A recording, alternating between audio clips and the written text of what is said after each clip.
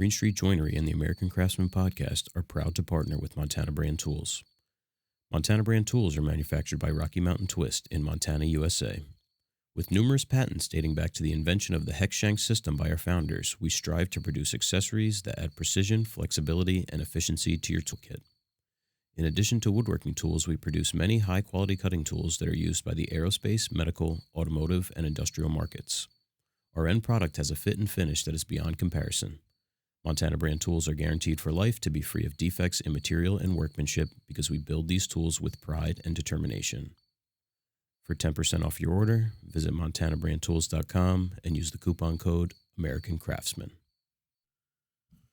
Well, folks, here we go. We're jumping in. This is what, week 14. It would have been, let's see, 4, 8.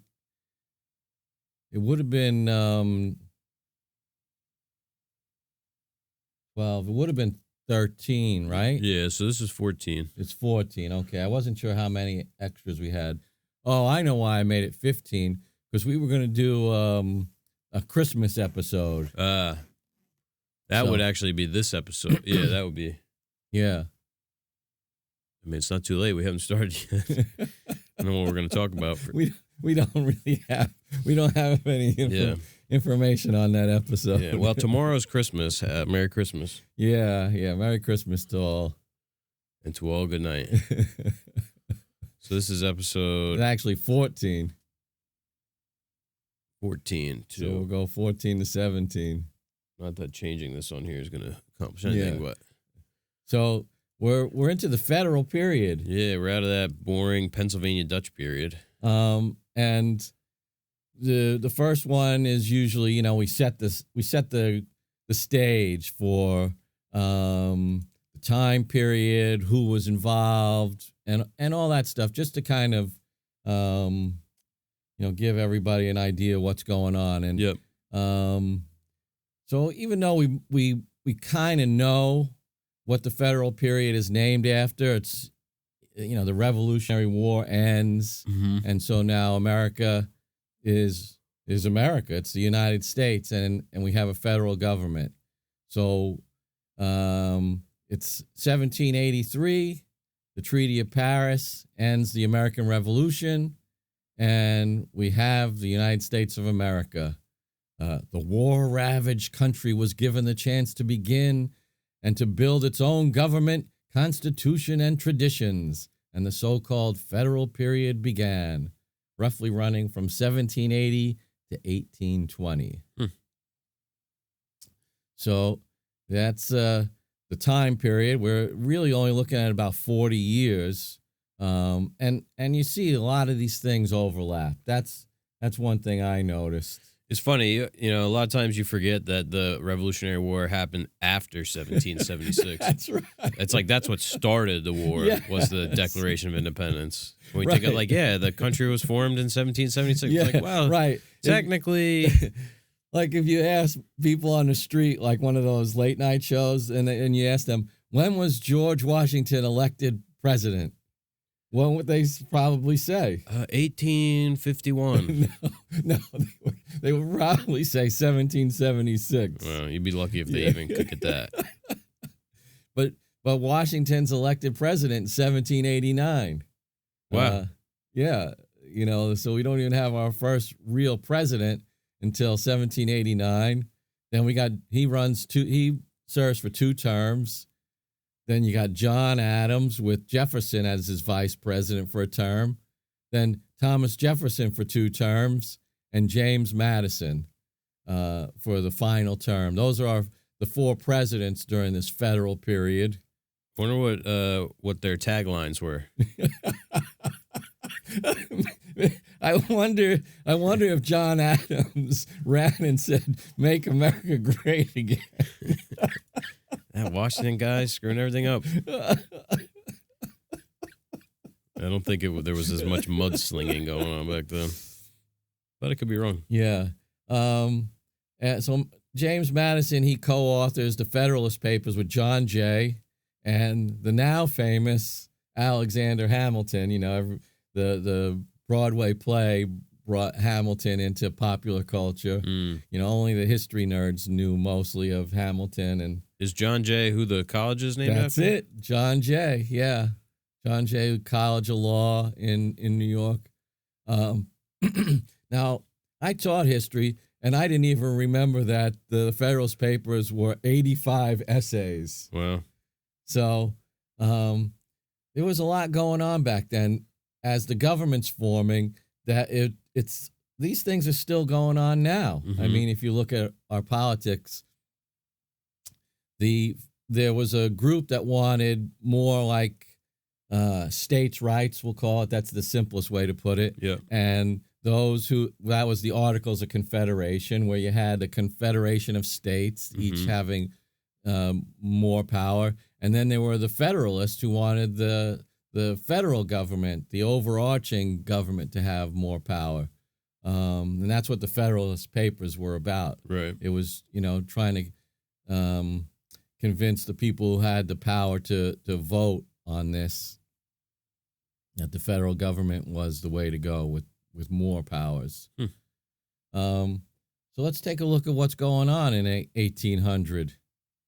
The second U.S. Census shows there's 5,308,000 and change people. Wow.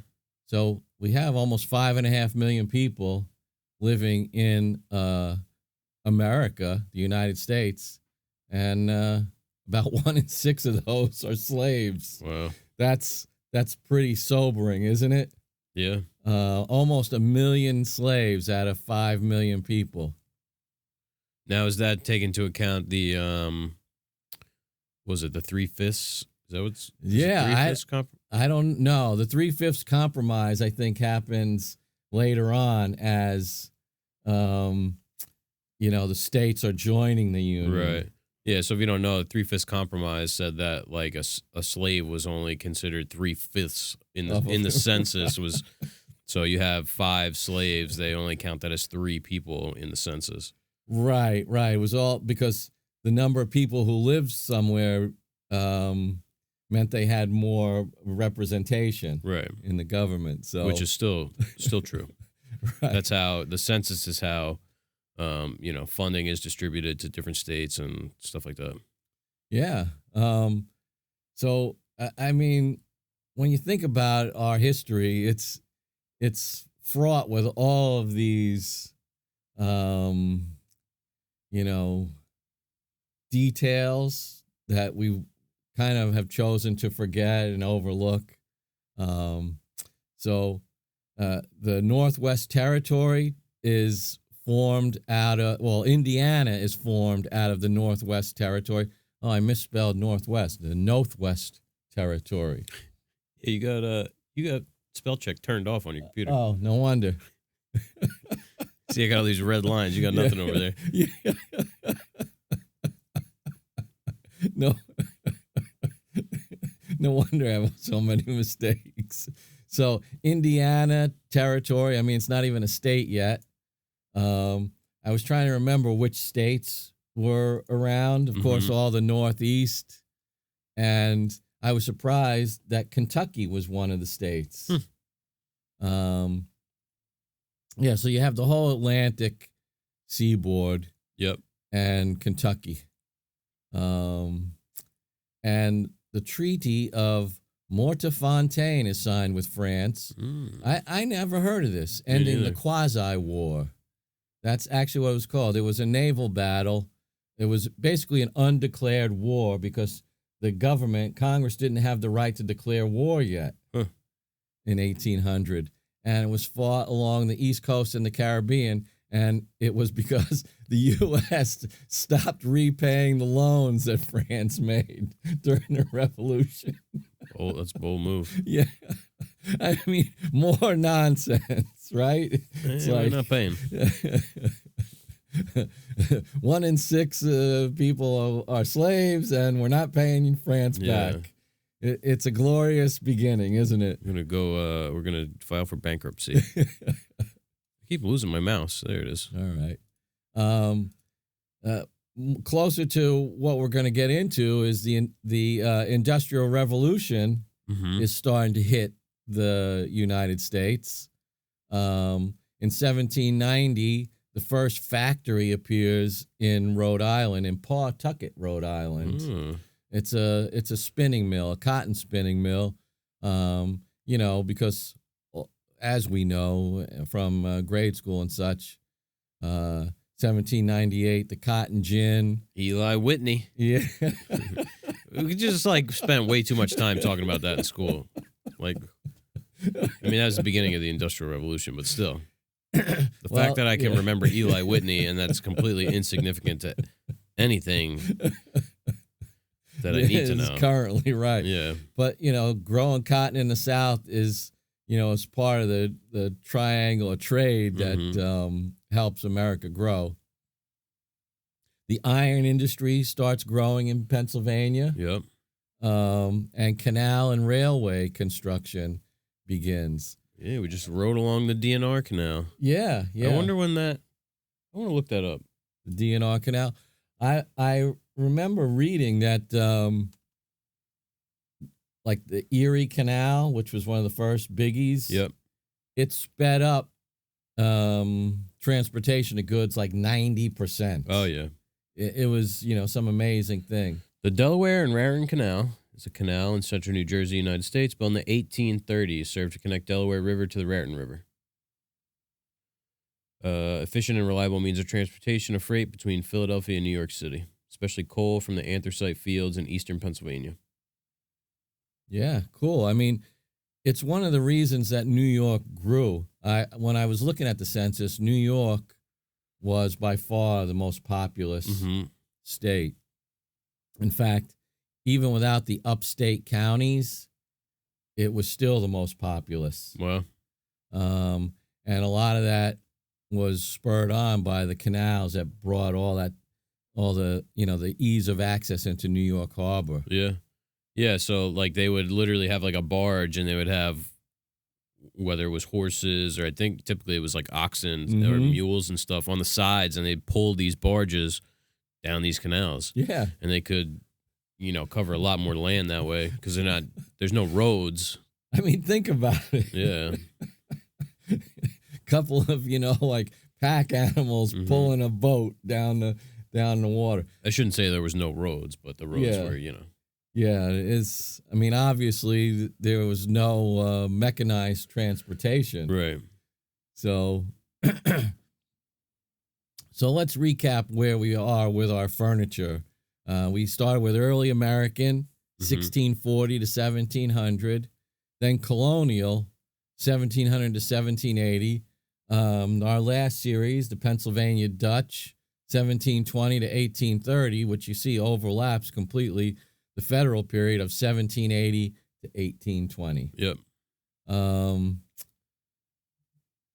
So let's get into it. Yeah, wow. Pennsylvania Dutch was a big swath of colonial and the federal. Yeah, exactly. And as we probably, those of our loyal listeners will remember, that it really wasn't even noted until 100 years after it ended. Yeah. So federal furniture refers to American furniture produced during the federal period and named after the Federalist era in American politics. That's hard to say. Federalist. Federalist. I'll take your word for it. So we're referencing the period following the Revolutionary War, really, rather than one specific style of furniture.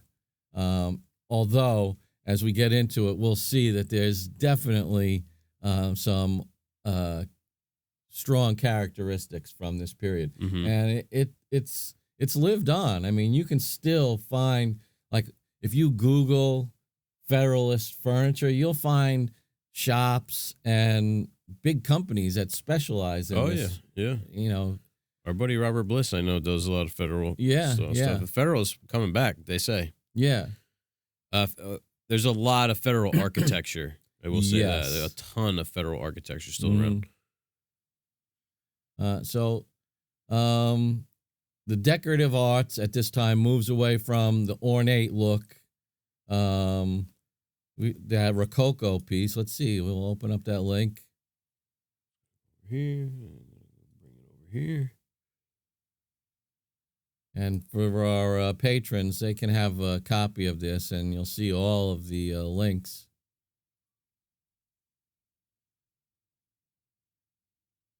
So,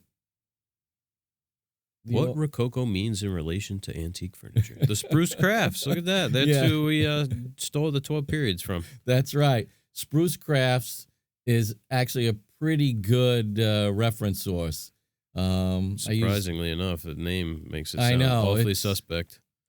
But there's them, Wikipedia, Britannica, study.com is another biggie that I've been using. I had to actually create an account for them. Remember LexisNexis? That was a good one. That you had to pay for. Yeah, I got an educator. I signed up for an educator for study.com. It was free, but, you know. We're educating. We are. So if anybody asks, just, you know what to say. You could see that for those of you who are watching, most people probably are listening. That's what our data shows us. Yeah. But might as well save these while I'm at it. Yeah, you know, the Chippendale was one of the biggies from the colonial period where he's introducing curves. And in this Rococo example, there's a lot of carvings, which Federal employs, just not in the same manner. Yeah. Yeah, this is definitely reminiscent of the Chippendale stuff. And kind of got this here, which is similar to like a block and shell kind of thing going on. Yep. It's a nice piece. I mean, just the grain in the wood and that in the face of it. It's, I mean, obviously they picked something beautiful. Almost looks like, I mean, this has the grain of cherry. Yeah. Yeah. It's probably mahogany, but I'll mention it as we get down to it in the notes, but darker woods were really favored during the Federal period, and cherry was actually one of the common woods used. Cherry and walnut, I believe. That nice red colored cherry. So, people like cherry; they don't even know it. We went up to this job. Yeah, I laugh because it's so true. And up in Closter, which is far. Yeah. And they, you know, designer has these whatever inspiration boards. Or yes, I don't know. Yes, that's what they are. And they have a swatch of this thing, and they're like, "Yeah, we don't know what it is, but they like this." Like, it was so blatant. Like, that's cherry. I thought it was because I sent her pictures of this and these. Yeah. Because the other job with the solid cherry cabinets, I sent pictures of these as examples and my bed. And it looked just like one of these. It does. I'm like, that's cherry. Like, people like cherry. They just think that they don't. Right, because most of it that they see in the store is this awful red stain. Fake cherry. It's maple with red stain on it. Yeah, and you know, maple is so difficult to stain well too. Yeah, I think typically it's really just like a tinted lacquer. Yeah. So what are the hallmarks of the Federal period and its furniture? It's characterized by sharp geometric forms, legs that are usually straight rather than curved, and a biggie is the contrasting veneers and the geometric inlay patterns on otherwise flat surfaces. Pictorial motifs when extant. I had to look up what the word extant meant. Surviving. Surviving, right. So pictorial motifs usually reference the new federal government with symbols such as the eagle. Interesting. So yeah, there's a lot of patriotic imagery in the marquetry and things like that. The inlays, the eagle with the shields. Yeah. Federal furniture tends to emphasize basic geometric shapes, generally squares, circles, triangles, rectangles. It's usually refined and well crafted with clean edges and straight lines. That's important since the idea is to create something rational, cool, and contained. I like the sound of it. Yeah, yeah. Additional features like tapered legs are also common, as they may evoke the sense of a classical column. Federal furniture obeys the basic aesthetics of classical art and architecture, but with modern comforts in mind. Classical forms were defined by the rational use of geometric shapes, a strong devotion to symmetry, and a cool sense of order and logical design. Sounds a lot like what we try and do. I think that often, you can see how, even though we don't work in this vernacular, is that the right use of that word? Even we don't work in this style, you can see how a lot of this seeps in, and it wouldn't just be us; it would be everybody who's building furniture. Yeah. I mean, you see this common thread that if you are a furniture maker and a real furniture maker, there's this certain set of ideals and sort of goals that everybody shares. Mm-hmm. No one's trying to create something that's disordered and illogical. At least I hope not. No, but you could see that they're thinking of the design and is influenced by the sensibilities of this new nation that's forming, right. Which is interesting in and of itself. It's what you had to draw inspiration from before there was Pinterest.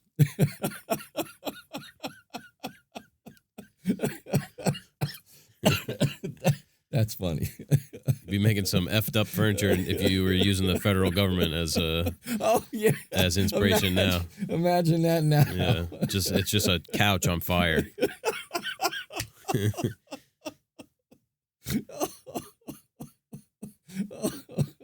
Yeah, you're on this morning. So according to the Columbus Museum, I'm citing my source here, there are several clues that a piece of furniture is from the federal period, or at least inspired by it. We got contrasted dark and light veneers. Mm-hmm. This is something I didn't know. Light blue interiors. Huh. Clean edges, straight lines, and the carvings. It's a bigger part of federal period furniture than I originally thought. Mm-hmm. But you could see the link to the classic, and by classic we usually refer back to like Roman and Greek times. Yep. Ribbons, swags, fruit baskets. The hell's a swag? Swag is like, that like a curtain swag, like okay. not like the modern like having swag. Swag, yeah. Wheat shafts, half moons. There's our patriotic eagle, the cornucopia, bell flowers. I'm not sure. I guess that means a flower with like a bell shape. I don't know. Yeah. Here's one for you. You know the Fruit of the Loom logo? Yeah. Is there a cornucopia in it? Yeah. There's not. There's not. It's just the fruit. It's just the fruit. That's one of those things. It's a another Mandela effect. Oh, man. Explain what the Mandela effect is. Mandela effect is like, maybe we could cover this on the Patreon. Oh, okay. Yeah. But I'll give you a quick, here, I'm sure there's somebody who has. Describes it really well. Yeah, so that I don't have to try and search for words. Yeah, it's a really cool thing. Yeah, and it's most of it is, and probably all of it is in 2010, this shared false memory phenomenon was dubbed the Mandela effect by self-described paranormal consultant Fiona Broom in reference to her false memory of the death of South African anti-apartheid leader Nelson Mandela in prison in the 1980s. He actually died in 2013. It's the idea that there's this collective false memory of different things. Like a big one is the Berenstain Bears. If you're my age, in your mid-30s, you remember these books growing up, and they're still around. The Berenstain Bears. But it's not the Berenstain Bears, it's the Berenstain Bears. Yeah. With an A. There's all kinds of stuff. Another big one is people remember this movie with Sinbad called Shazam, something like that. Yeah. Where he was like a genie. It doesn't exist. There's all That's kinds. the thing. It's a collective. Right. I mean, it's a powerful thing because it incorporates so many people. Yeah, so another one is the Fruit of the Loom logo. I remembered it as having a cornucopia. You did. Yeah. There's no cornucopia. There's no record of there ever being a cornucopia. But there's other things too. Like there's articles that infer that there, maybe someone was writing about something with Fruit of the Loom and they like inferred something about a cornucopia. So there's all these weird. But the picture itself. Yeah, no cornucopia. Yeah. So the carvings, again, include the cornucopia, some bell flowers, fans, drapery, which is kind of like the swag, except straight down, urns, and shields. So this was pretty interesting, too. Why does the Federal period look the way it does? Excuse me. So in the mid-18th century, we're talking about the mid-1700s, Europe was becoming more and more fascinated with ancient Rome. The reason was pretty simple. Archaeological excavations, I'm all tongue-tied this Expectations. morning, in 1748 uncovered the buried city of Pompeii, giving people a glimpse into Roman life. So if we all kind of know, but I'll spell it out. Pompeii was buried by Vesuvius, the volcano. And so in 1748, it's uncovered for the first time, and people are seeing what life was like because it froze this moment in time. That was what, like 600? 600 AD or something? I should have looked that up. Yeah. We can get that quickly. Yeah. So each nation in Europe handles this new fascination in a different way.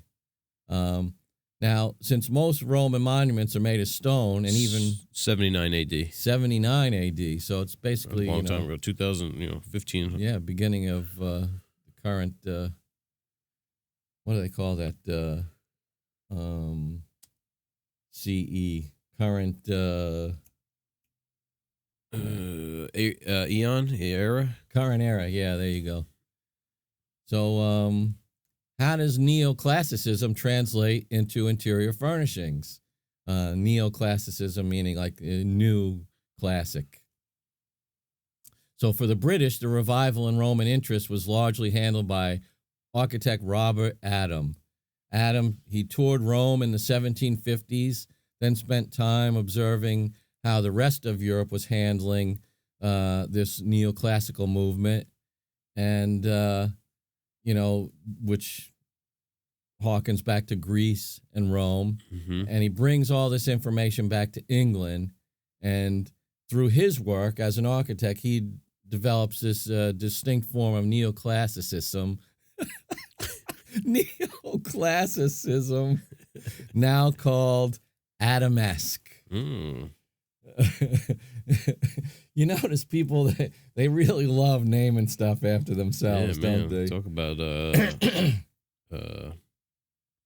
you know what I'm saying? Whatever that word is. Everybody. That's another one named after the person. Yeah, so this style is very popular in England, but by the time it gets to America, America is rejecting British ideas. So Adamesque didn't really enter America until after the end of the American Revolution. 30 some odd years after the time it hits Britain. Right.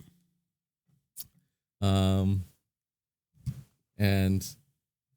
it sort of does pique interest in America, not because it was British, but because now America wants to compare itself to Rome. Right.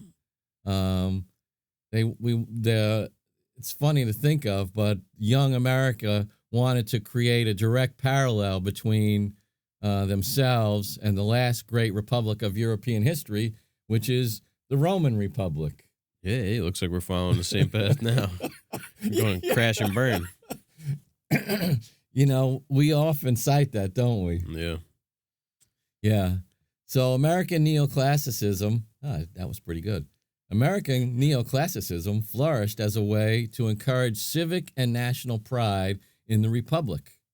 Creating a civic society meant filling every aspect with reminders of this proud legacy, and so Adamesque furnishings were adopted, altered, translated into a distinct version of American neoclassical furniture, perfect for the homes of patriotic Republican citizens. Man, that sounds like some propaganda.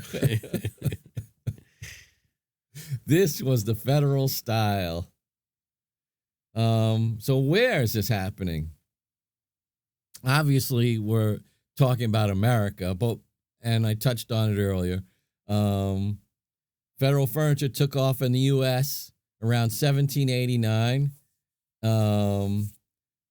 Again, when the Federalists were, duking it out with the Anti-Federalists over what the new American government should take. Mm-hmm. And furniture was most, excuse me, I might have to get some water. This furniture is most sought after in large cities and port towns along the U.S. Boston, Philly, New York, Baltimore, and Charleston, South Carolina are sort of the hotbeds of federal furniture. And these towns are home to many wealthy people.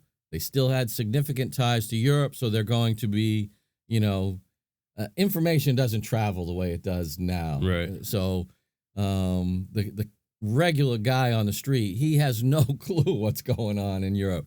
But if Sounds familiar. The more it's like we're on episode 4 already. The more they stay the same. Here's what I want to know. Why is it saying that you spelled two wrong? These towns were home to many wealthy people. Huh. Maybe it's a bad sentence construction. I keep losing my goddamn mouse. Yeah. Yeah, these towns were home to many wealthy. No. Why does it want to do that? It's trying to change it to home, TOO, many. Yeah, so I had it right there. These towns were home to many wealthy people with significant ties to Europe. Their business dealings. America and Britain, even though they're separate nations now, the money is changing hands all the time. Yeah. Business and industry are important. They're important partners. So not only were these cities important centers for the people who bought and used this furniture, but they also became important cities for the manufacture of those pieces.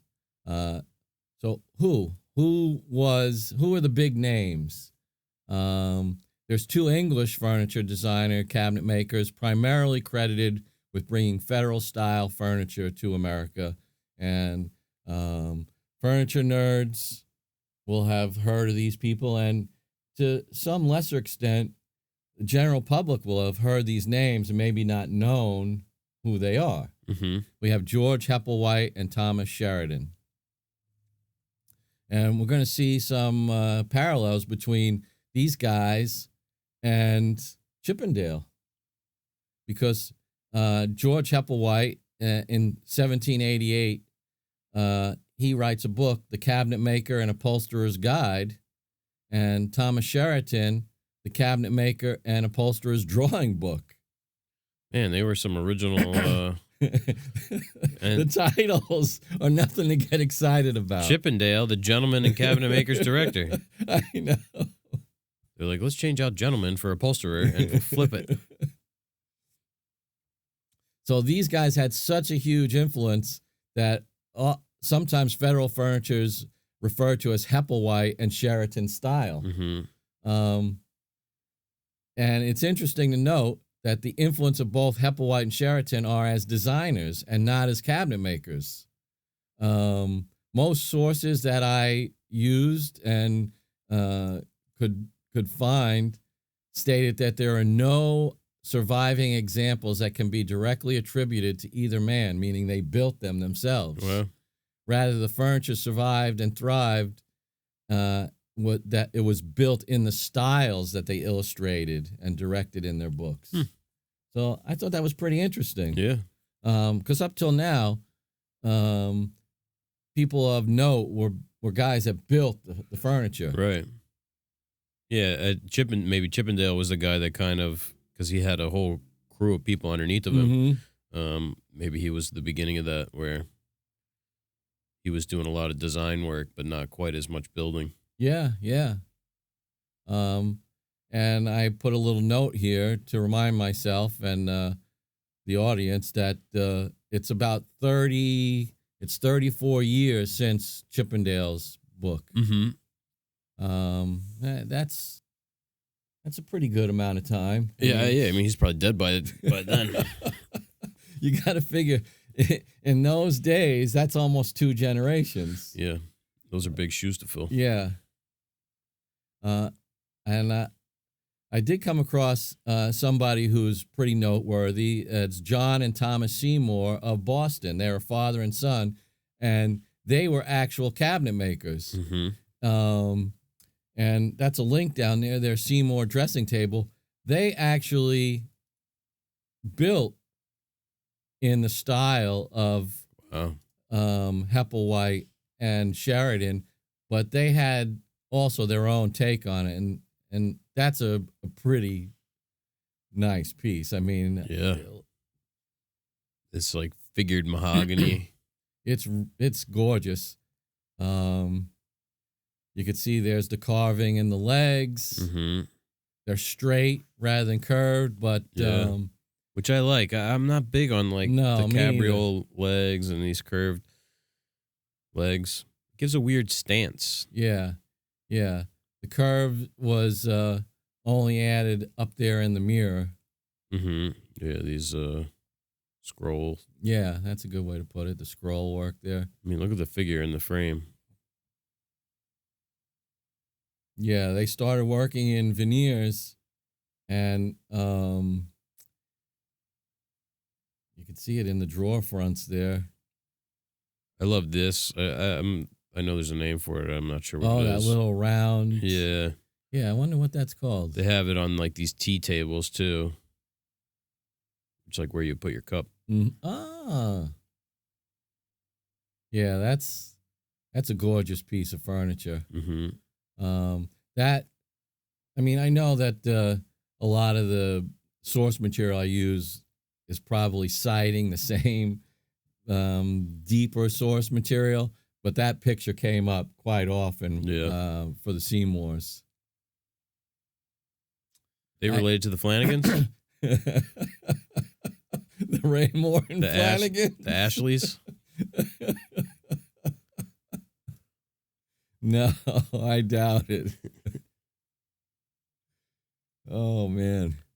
So, the dressing table with mirror features Thomas Seymour's meticulous construction details, his adaptations of English Regency style, and blister-figured, those maple veneer. Wow. Which, that's the thing, that maple gets so dark after a couple hundred years. Yeah, well, and you see it's got looks like shellac probably. Yes. So it's got a nice amber orange kind of hue to it. And it's, which has the figure locally dramatized by scorching with a hot iron. Interesting, right? Thermally modified. And Seymour's favorite carver, the English immigrant Thomas Whiteman, contributed leafage carving to lyre supports for the dressing glass, blossom and seed carvings, and dressing chest legs. Oh, that's the end of our hour. Wow. Did we make it? Well, we're at 38 minutes. Oh. Man, I looked at the clock before. It was like a half hour. I'm like, man, we're going to run long on this one. Well, we could discuss these cabinet makers. Yeah, oh yeah. I mean, we're going to go through it in the next episode, Is it the next episode where we talk about the cabinet makers? No, we talk about the furniture. So it'll be in 2 episodes. Yeah. But there was something I wanted to bring up about. Sheraton is actually considered one of the periods of furniture. Yep. But it's totally a subset of Federal furniture. So that's the next one. Yeah, it is. But I couldn't really find, because once I was wrapping this one up, the thing that I found most was it was the most copied style. Like his book was so big and popular that it's the most copied Federal style. Yeah, so maybe Federal is really most of what was going on in that time period was actually what they would consider Sheraton. Yeah. Which is just a style of Federal furniture. Yeah, so it's weird. We don't know how the bigwigs get together and made these classifications. Yeah. Like why the Pennsylvania Dutch became one of the important movements. Bigwigs over there at Spruce Crafts. Where do you think charcuterie is going to? Let me say that's coming in about 2009. You know what's interesting to think? When was the last big movement that we could think of? Would it be mid-century? I mean, what comes after mid-century? Is it just a rehash of everything after that? No, I mean, there's been contemporary styles. I don't know if they've been, maybe they just haven't been named yet. Right. I mean, you could think about the 90s and the early 2000s, 90s style furniture. Like the shabby chic. Yeah, I don't know. Like, I think of like, it's still at my parents' house, like my sister's bedroom set, like this whitewashed, like, I don't even know what the hell you would call it. Was it distressed? No. Yeah, I wonder in 100 years' time if we make it, what people are going to be talking about. It, there can't only be 12 periods by then. There's going to have to be more added to it, right? And is there going to be something significant, come out of this? Let's see if I can find. Yeah, everything had like that pickled look to it, like that. Whitewashed is not. Yeah, because everything, it's sort of like, almost like music. It's taking stuff and reimagining things that have happened and sort of combining and recombining.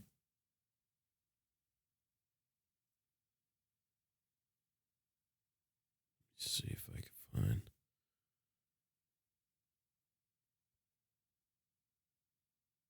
I'm not having any luck, but yeah, I mean, like something like that. That's very 90s looking. Not the finish, but yeah. There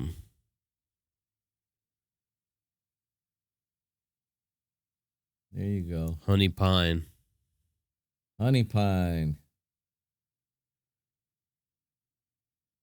That's undeniably 90s.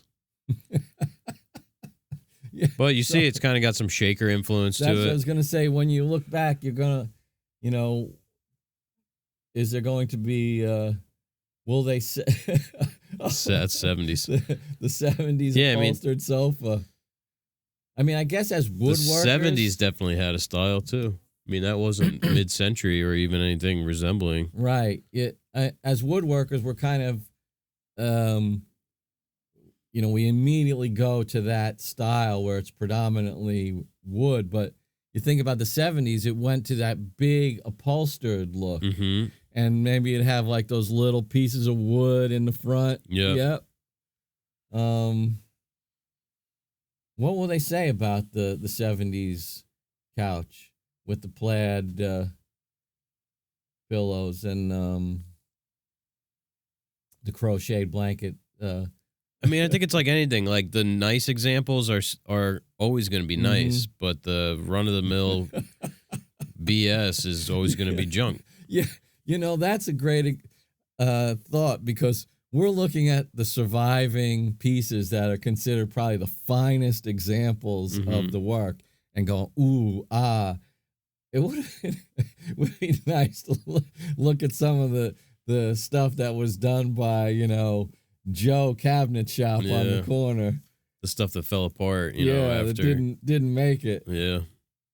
This is just the stuff that people found nice enough to hold on to and to care for, and was built well enough to survive 300 years. Yeah, there must have been some hacks back then, too. Oh, God, I'm sure. You think there were, your equivalents? I wonder if they spray painted their tools green. There was no spray paint, but milk paint. Milk painted green. Hope nobody takes all these combination squares. Better paint them green. What would be the equivalent tools? I don't know. Painted all my pencils. Yeah. Yeah, I wonder what they were using as. Were they using strictly marking knives? Marking knives, probably, tools? Yeah. I mean, they had pencils back then? When was a pencil invented? Yeah, that's a good question. When was the pencil invented? 1795. Right, so we are... Scientists serving the army of Napoleon Bonaparte invented it. It's probably safe to say that pencils are not a part of the cabinet maker's tool chest at this point in time during the federal period. Maybe once we get into the next couple. What's after Sheridan? I can't remember. Yeah. No, we could save that in the bank. Yeah. In the vault. You have to tune in 6 weeks from now to find out. 10 weeks from now. So what'd you think of this initial episode? Interesting. I'm looking forward to seeing more examples, and yeah, there are a lot of links in the coming episodes. Yep. As I say that, I don't. Where are they? Oh, there's some. Oh yeah, it's funny. Some of them aren't blue. Ah. See, like this one's blue. Yeah. These ones aren't. Oh yeah, the ones that are like that, where it says like Federal Desk, I renamed them. And the ones that are in blue are from the source material. The ones that I put out. So this that's pasted. Yeah, I see. So that's from the source material, and then the other ones I went out and found them. Mm-hmm. Yeah, so this episode's coming out the day. Jesus, what the hell? Coming out the day before Christmas. Wow. On Christmas Eve, I guess Everybody's you could nestled say. in their beds. They're drinking their hot cocoa. Mm-hmm. They're gonna be dreaming of Federal style furniture and sugar plums. And all the veneer work and tapered legs.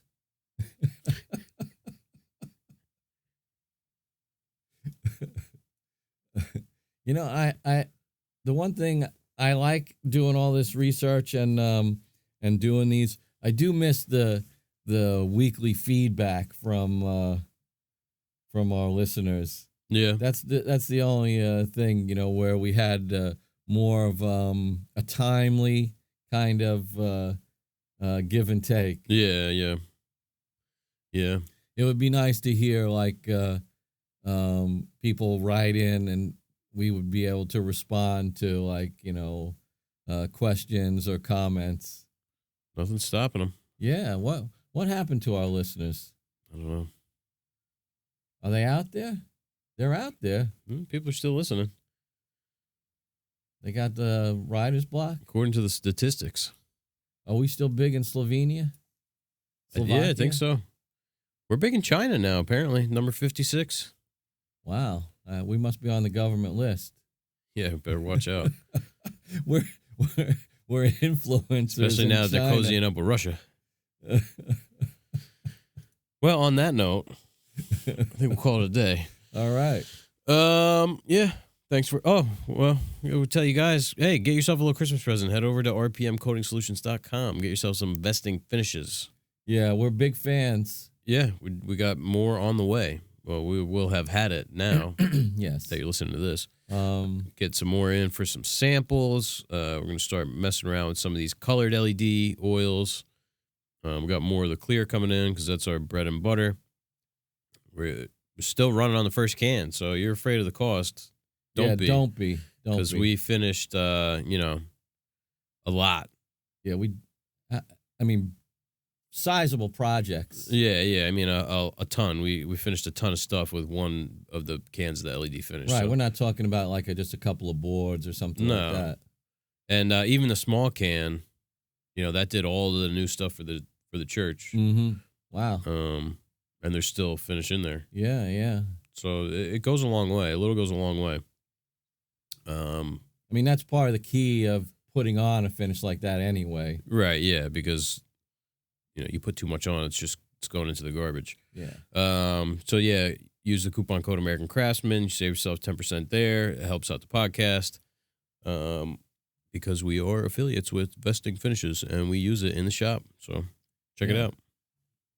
All right. Merry Christmas. Yeah.